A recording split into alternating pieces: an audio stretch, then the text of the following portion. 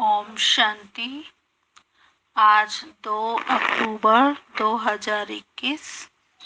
आज मीठे प्यारे बाप दादा के महावाक्य हैं। मीठे बच्चे, अब इस मृत्यु लोक का अंत है।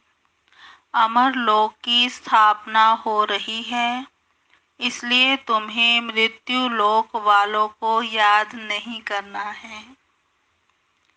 प्रश्न: बाप अपने गरीब बच्चों को कौन सी स्मृति दिलाते हैं? बाप अपने बच्चों को कौन सी स्मृति दिलाते हैं? उत्तर: बच्चे, जब तुम वॉइसलेस पवित्र थे तो बहुत सुखी थे। तुम्हारे जैसा साहूकार दूसरा कोई नहीं था। तुम अपार सुखी थे। धरती आसमान सब तुम्हारे हाथ में था। अब बाप तुम्हें फिर से साहूकार बनाने आए हैं। गीत है: नयनहीन को राह दिखाओ प्रभु, पग पग ठोकर खाऊं मैं। ओम शांति। मीठे मीठे रूहानी बच्चों, आत्माओं ने गीत सुना। किसने कहा? आत्माओं के रूहानी बाप ने। रूहानी बाप को रूहानी बच्चों ने कहा, बाबा। उनको ईश्वर भी कहा जाता है, पिता भी कहा जाता है। कौन सा पिता? परम पिता। बाप है दो, एक लौकिक, दूसरा पारलौकिक। लौकिक बाप के बच्चे पारलौकिक बाप को पुकारते हैं, हे बाबा। बाबा का नाम है शिव। वह शिव निराकारी पूजा जाता है। उनको कहा जाता है सुप्रीम फादर। लौकिक बाप को सुप्रीम नहीं कहा जाता। ऊंच ते ऊंच सभी आत्माओं का बाप एक ही है। सभी जीव आत्माएं उस बाप को याद करती हैं। आत्माएं यह भूल गई हैं कि हमारा बाप कौन है। पुकारते हैं, ओ गॉड फादर, हम नयनहीन को नयन दो, तो हम अपने बाप को पहचाने। भक्ति मार्ग में हम अंधे बन ठोकरें खाते रहते हैं। अब इन ठोकरों से छुड़ाओ। बाप ही कल्प कल्प आकर भारत को हेवन बनाते हैं। अब कलयुग है, सतयुग आने वाला है। कलयुग और सतयुग के बीच को संगम कहा जाता है। यह है पुरुषोत्तम संगम। बेहद का बाप आकर जो भ्रष्टाचारी बन गए हैं, उन्हों को श्रेष्ठाचारी पुरुषोत्तम बनाते हैं। लक्ष्मी नारायण पुरुषोत्तम थे। लक्ष्मी नारायण की डिनेस्टी का राज्य था। यह बाप आकर स्मृति दिलाते हैं। तुम भारतवासी आज से 5000 वर्ष पहले स्वर्गवासी थे, अब नरकवासी हो। आज से 5000 वर्ष पहले भारत हेवन था। भारत की बहुत महिमा थी। सोने हीरे के महल थे, अब कुछ नहीं है। उस समय और कोई धर्म नहीं था, सिर्फ सूर्यवंशी थे। चंद्रवंशी पीछे आते हैं। बाप समझाते हैं, तुम ही सूर्यवंशी थे। अब तक लक्ष्मी नारायण के मंदिर बनाते रहते हैं, परंतु लक्ष्मी नारायण का राज्य कब था, कैसे राज्य पाया, यह किसको पता नहीं। पूजा करते हैं परंतु जानते नहीं, तो ब्लाइंड फेथ हुआ ना। शिव की, लक्ष्मी नारायण की पूजा करते हैं, बायोग्राफी को कोई नहीं जानते। भारतवासी खुद कहते हैं, हम पतित हैं, हे पतित पावन बाबा आओ, आकर हमको दुखों से, रावण राज्य से लिबरेट करो। बाप आकर सबको लिबरेट करते हैं। बच्चे जानते हैं सतयुग में एक ही राज्य था। कांग्रेसी लोग अथवा बापूजी भी यही मांगते थे कि हमको फिर से राम राज्य चाहिए, हम स्वर्गवासी बनना चाहते हैं। अब नरकवासियों का क्या हाल है, देख रहे हो ना। बाबा कहते इनको कहा जाता है हेल, डेविल वर्ड। यही भारत डीटी वर्ड था, अब डेविल वर्ड बन गया है। बाबा समझाते हैं तुमने 84 जन्म लिए हैं, ना कि 84 लाख। ये तो शास्त्रों में गपोड़े लगा दिए हैं। आज से 5000 वर्ष पहले सदगति मार्ग था। वहाँ ना भक्ति ना दुख का नाम निशान था। उनको सुखधाम कहा जाता है। बाप समझाते हैं तुम असल में शांति धाम के रहने वाले हो। तुम यहाँ पाठ बजाने आए हो। पुनर्जन्म 84 होते हैं, ना कि 84 लाख। अब बेहद का बाप आया है तुम बच्चों को बेहद का वर्षा देने। बाप तुम आत्माओं से बात करते हैं और सत्संगों में मनुष्य को भक्ति की बातें सुनाते हैं। आधा कल्प जब भारत स्वर्ग था, एक भी पतित नहीं था। अब एक भी पावन नहीं है। यह है पतित दुनिया। बाप समझाते हैं गीता में कृष्ण भगवानुवाच लिख दिया है। कृष्ण भगवान नहीं है, ना कि उसने गीता सुनाई है। यह लोग अपने धर्म शास्त्र को भी नहीं जानते, अपने धर्म को भी भूल गए हैं। मुख्य धर्म है 4। पहले आदि सनातन देवी देवता धर्म, सूर्यवंशी, पीछे चंद्रवंशी, दोनों को मिलाकर कहते हैं देवी देवता धर्म। वहाँ दुख का नाम नहीं था। 21 जन्म तुम सुखधाम में थे। फिर रावण राज्य भक्ति मार्ग शुरू होता है। शिव बाबा कब आते हैं? जब रात होती है। भारतवासी घोर अंधियारे में आ जाते हैं, तब बाबा आते हैं। गुड़ियों की पूजा करते रहते हैं, एक की भी बायोग्राफी नहीं जानते। बाबा कहते भक्ति मार्ग में अनेक धक्के खाते हैं।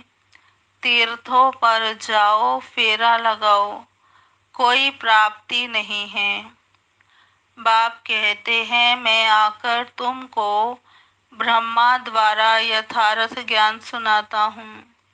पुकारते हैं कि हमको सुख धाम और शांति धाम की राह बताओ। बाप कहते हैं आज से 5000 वर्ष पहले हमने तुम्हें बहुत साहूकार बनाया था। इतना धन दिया, फिर कहाँ गवाया? तुम कितने साहूकार थे? भारत कौन कहलावे? भारत ही सबसे ऊंचे से ऊंचा खंड था। वास्तव में सबका यह तीर्थ है, क्योंकि पतित पावन बाप का बर्थ प्लेस है। जो भी धर्म वाले हैं, सभी की बाप आकर सदगति करते हैं। अब रावण का राज्य सारी सृष्टि में है, सिर्फ लंका में नहीं। जब सूर्यवंशी राज्य था, तब यह विकार नहीं थे। भारत वाइसलेस था, अब विशिष्ट है। सब नरकवासी हैं। सतयुग में जो दैवी संप्रदाय थे वे फिर 84 जन्म भोग आसुरी संप्रदाय बने हैं, फिर दैवी संप्रदाय बनने हैं। भारत बहुत साहूकार था, अब गरीब बना है इसलिए भीख मांग रहे हैं। बाप तुम गरीब बच्चों को स्मृति दिलाते हैं। बच्चे तुम कितने सुखी थे, तुम्हारे जैसा सुख किसको मिल नहीं सकता। धरती आसमान सब तुम्हारे हाथों में है। शास्त्रों में कल्प की आयु लंबी बताकर सभी को कुंभकर्ण की आसुरी नींद में सुला दिया है। ये भारत शिव बाबा का स्थापन किया हुआ शिवालय था, वहाँ पवित्रता थी। उस नई दुनिया में देवी देवता राज्य करते थे। मनुष्य तो यह भी नहीं जानते कि राधे कृष्ण का आपस में क्या संबंध है। दोनों अलग अलग राजधानी के थे, फिर स्वयंवर के बाद लक्ष्मी नारायण बने। ये ज्ञान कोई मनुष्य मात्र में नहीं है। स्पिरिचुअल नॉलेज सिर्फ एक बाप ही देते हैं। अब बाप कहते हैं आत्म अभिमानी बनो, मुझ अपने परम पिता को याद करो। याद से तमो प्रधान से सतो प्रधान बन जाएंगे। तुम यहाँ आते हो मनुष्य से देवता अथवा पति से पावन बनने। अब यह है रावण राज्य। भक्ति में रावण राज्य शुरू होता है। सब भक्ति करने वाले रावण के पंजे में है। सारी दुनिया 5 विकारों रूपी रावण की कैद में है, शोक वाटिका में है। बाप आकर सबको लिबरेट कर गाइड बन साथ ले जाते हैं। उसके लिए यह महाभारत लड़ाई है जो 5000 वर्ष पहले लगी थी। अब बाप फिर से स्वर्ग बना रहे हैं। ऐसे नहीं जिनको धन बहुत है वह स्वर्ग में है, अभी है ही नर्क। पतित पावन बाप को कहा जाता है, ना कि नदी को। यह सब है भक्ति मार्ग। ये बातें बाबा ही आकर समझाते हैं। अब यह तो जानते हो, एक है लौकिक बाप, दूसरा है पारलौकिक और तीसरा है अलौकिक। अब पारलौकिक बाप शिव बाबा, अलौकिक बाप ब्रह्मा बाबा द्वारा ये ब्राह्मण धर्म स्थापन करते हैं। ब्राह्मणों को देवता बनाने के लिए राजयोग सिखलाते हैं। आत्मा ही पुनर्जन्म लेती है। आत्मा ही कहती है मैं एक शरीर छोड़ दूसरा लेती हूँ। बाप कहते हैं अपने को आत्मा समझ मुझ बाप को याद करो तो तुम पावन बनेंगे। कोई भी देहधारी को याद नहीं करो। अब मृत्यु लोक का अंत है, अमर लोक की स्थापना हो रही है। बाकी सब अनेक धर्म खलास हो जाएंगे।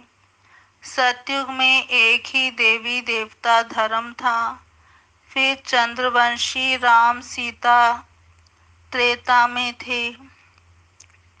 तुम बच्चों को सारे चक्र की याद दिलाते हैं। शांति धाम और सुख धाम की स्थापना बाप ही करते हैं। मनुष्य मनुष्य को सद्गति दे नहीं सकते। वह सब है भक्ति मार्ग के गुरु।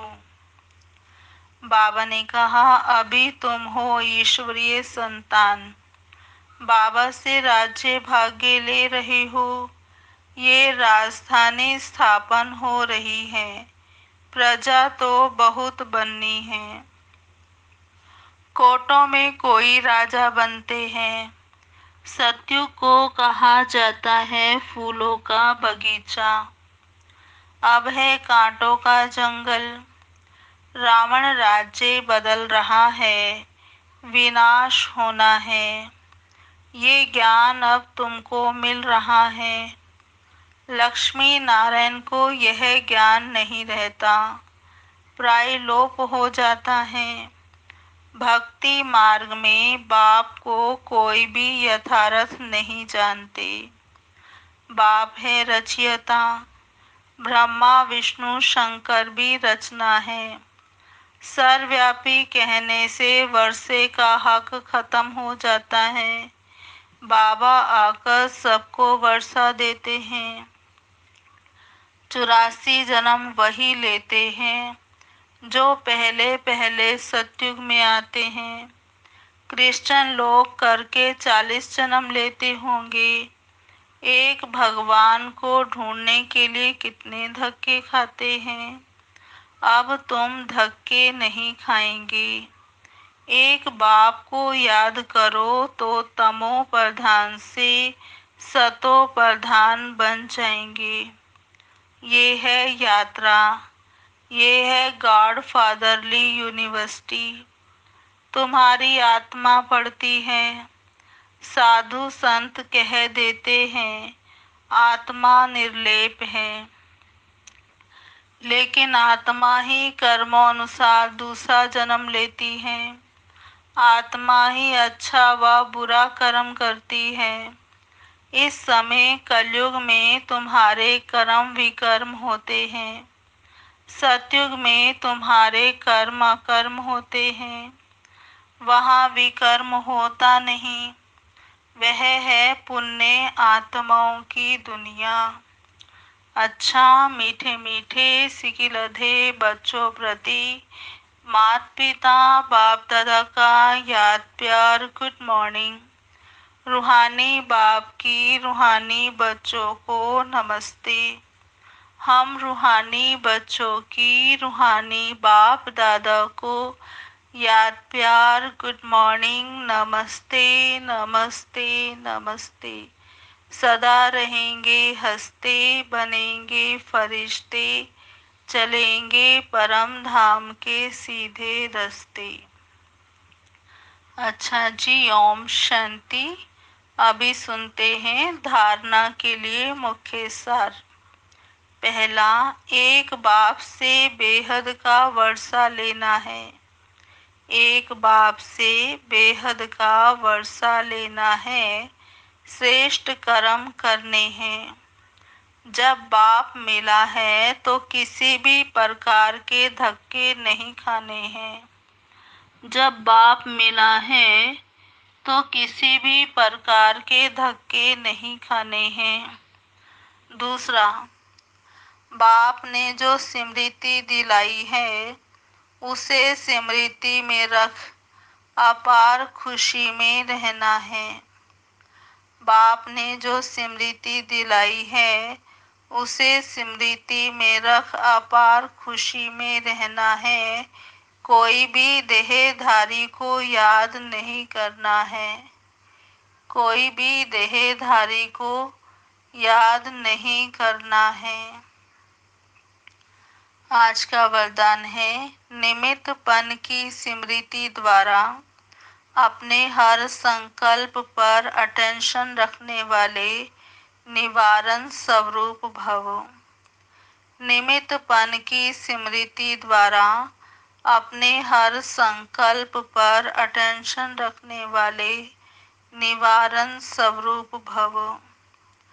विस्तार, निमित्त बनी हुई आत्माओं पर सभी की नजर होती है, इसलिए निमित्त बनने वालों को विशेष अपने हर संकल्प पर अटेंशन रखना पड़े। अगर निमित्त बने हुए बच्चे भी कोई कारण सुनाते हैं तो उनको फॉलो करने वाले भी अनेक कारण सुना देते हैं। अगर निमित्त बनने वालों में कोई कमी है तो वह छिप नहीं सकती। इसलिए विशेष अपने संकल्प, वाणी और कर्म पर अटेंशन दे, निवारण स्वरूप बनो। आज का स्लोगन, ज्ञानी तो आत्मा वह है जिसमें अपने गुण व विशेषताओं का भी अभिमान ना हो। ज्ञानी तो आत्मा वह है जिसमें अपने गुण व विशेषताओं का भी अभिमान ना हो। अभी सुनते हैं मातेश्वरी जी के अनमोल महावाक्य। मनुष्य की एम ऑब्जेक्ट क्या है, उसे प्राप्त करने का यथार्थ तरीका।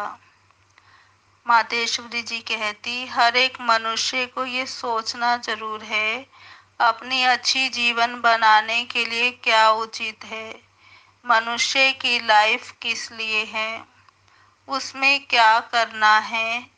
अब अपनी दिल से पूछे कि वो मेरी जीवन में पलटा परिवर्तन हो रहा है। मातेश्वरी जी कहती कि अपनी दिल से पूछे मेरे जीवन में परिवर्तन हो रहा है।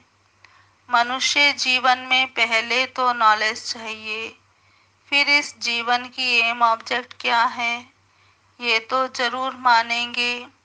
किस जीवन को सर्वदा सुख और शांति चाहिए, क्या अभी वो मिल रही है। इस घोर कलयुग में तो दुख अशांति के सिवाय और कुछ है ही नहीं। अब सोचना है सुख शांति मिलेगी कैसे। सुख और शांति ये दो शब्द जो निकले हैं वो जरूर इसी दुनिया में कब हुए होंगे, तभी तो इन चीज़ों की मांगनी करते हैं। अगर कोई मनुष्य ऐसे कहे कि हमने ऐसी दुनिया देखी ही नहीं, तो फिर उस दुनिया को तुम कैसे मानते हो। इस पर समझाया जाता है कि यह दिन और रात जो दो शब्द हैं, तो जरूर रात और दिन चलता होगा। ऐसे कोई कह नहीं सकते कि हमने देखी ही रात है तो दिन को मानूं कैसे। लेकिन जब दो नाम हैं तो उनका पार्ट भी होगा। वैसे हमने भी सुना है कि इस कलयुग से कोई ऊंची स्टेज भी थी जिसको सतयुग कहा जाता है। बाबा ने कहा अगर ऐसा भी समय चलता रहा तो फिर उस समय को सतयुग नाम क्यों दिया गया। तो ये सृष्टि अपनी स्टेज बदलती रहती है, जैसे किशोर बाल युवा वृद्ध बदलते रहते हैं ना, वैसे सृष्टि भी बदलती रहती है। आज की जीवन और उस जीवन में कितना फर्क है, तो इस श्रेष्ठ जीवन को बनाने का प्रयत्न करना है। दूसरा पॉइंट है निराकारी दुनिया, आकारी दुनिया और साकारी दुनिया का विस्तार। मातेश्वरी जी कहती इस पूरे ब्रह्मांड के अंदर तीन दुनियाएं हैं। एक है निराकारी दुनिया, दूसरी आकारी और तीसरी है साकारी। अब यह तो जान लिया कि निराकारी सृष्टि में तो आत्माएं निवास करती हैं और साकार सृष्टि में साकार मनुष्य संप्रदाय निवास करते हैं। बाकी है आकारी सूक्ष्म सृष्टि। अब विचार चलता है क्या यह आकारी सृष्टि सदा ही है या कुछ समय उसका पाठ चलता है। दुनियावी मनुष्य तो समझते हैं सूक्ष्म दुनिया कोई ऊपर है, वहाँ फरिश्ते रहते हैं, उसको ही स्वर्ग कहते हैं, वहाँ जाकर सुख भोगेंगे। लेकिन अब यह तो स्पष्ट है कि स्वर्ग और नरक इस सृष्टि पर ही होता है। बाकी ये जो सूक्ष्म आकारी सृष्टि है जहाँ शुद्ध आत्माओं का साक्षात्कार होता है, वो तो द्वापर से लेकर शुरू हुए हैं। जब भक्ति मार्ग शुरू होता है तो इससे सिद्ध है निराकार सृष्टि और साकार सृष्टि सदा है ही है। बाकी सूक्ष्म दुनिया सदा तो नहीं कहेंगे, उसमें भी खास ब्रह्मा विष्णु शंकर का साक्षात्कार इसी समय हमको होता है, क्योंकि इसी समय परमात्मा तीन कर्तव्य करने के लिए तीन रूप से रचते हैं। अच्छा, ओम शांति। अच्छा जी, अभी सुनते हैं आज की मुरली के स्वमान। पहला स्वमान, मैं आत्मा वॉइसलेस पवित्र हूँ। मैं आत्मा वॉइसलेस पवित्र हूँ। दूसरा स्वमान, मुझ आत्मा को बाबा फिर से साहूकार बना रहा है। मुझ आत्मा को बाबा फिर से साहूकार बना रहा है। तीसरा स्वमान, मैं आत्मा श्रेष्ठाचारी पुरुषोत्तम बन रही हूँ। मैं आत्मा श्रेष्ठाचारी पुरुषोत्तम बन रही हूँ। और चौथा स्वमान है, मैं आत्मा ईश्वरीय संतान हूँ। मैं आत्मा ईश्वरीय संतान हूँ। पांचवा स्वमान, मैं आत्मा हर संकल्प पर अटेंशन रखने वाली हूँ।